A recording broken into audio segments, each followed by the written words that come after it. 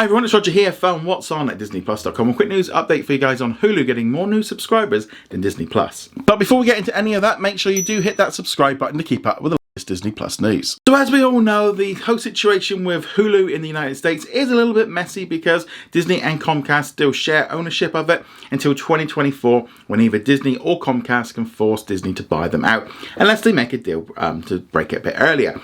Now with that, Hulu is going to continue to be losing content this coming fall. Comcast will be pulling all of its next day episodes and other content, and that'll all be going to Peacock. However, the amount of new content that seems to be dropping onto Hulu lately, I mean, we've had some fantastic series, a lot of them which were recently nominated for Emmy. So you've got things like The Dropout, Dope Sick, Only Murders in the Building, Pam and Tommy, plus much more.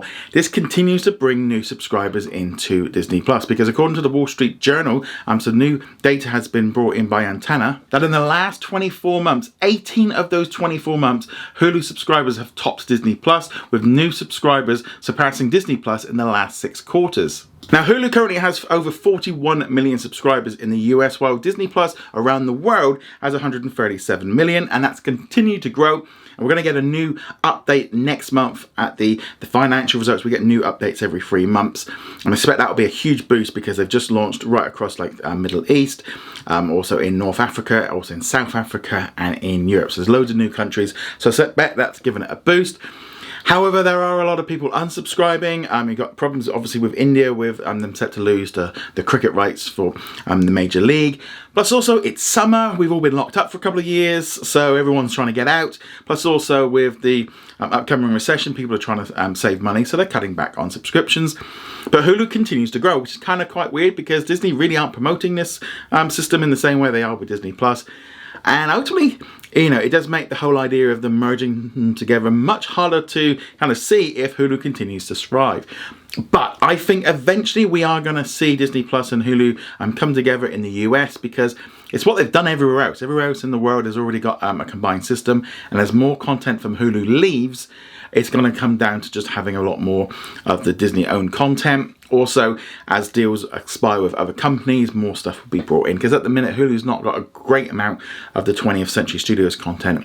But that's going to all start changing over the next few years. Yeah, I mean, I definitely feel like Hulu, its future doesn't look good. I mean, it's not just me saying this. There's a whole host of experts and also shareholders and just a general consensus of running multiple platforms right now. As people are starting to shrink down and have less streaming services, Disney Plus will be better positioned if it has all of that general entertainment content on Disney Plus as well. They've added the parental controls earlier this year. They say they're going to add some more general entertainment. Hopefully at some point they will do. They've not really been doing so much so far. And we've got that ad-supported tier coming in later this year in the US, and then it'll be rolling out internationally next year. But I think the key thing here for this is as they're adding the parental controls and the ad system, it then means they can do more stuff with Hulu and Disney Plus together because they've got the basics set up, ready to go. So it's just interesting to see how Hulu has continued to pull in subscribers, but it has some great content. It's got much more appeal. Because with Disney Plus, if you're a Marvel or a Star Wars fan, you subscribe for that content, or if you're a Disney fan, you get that.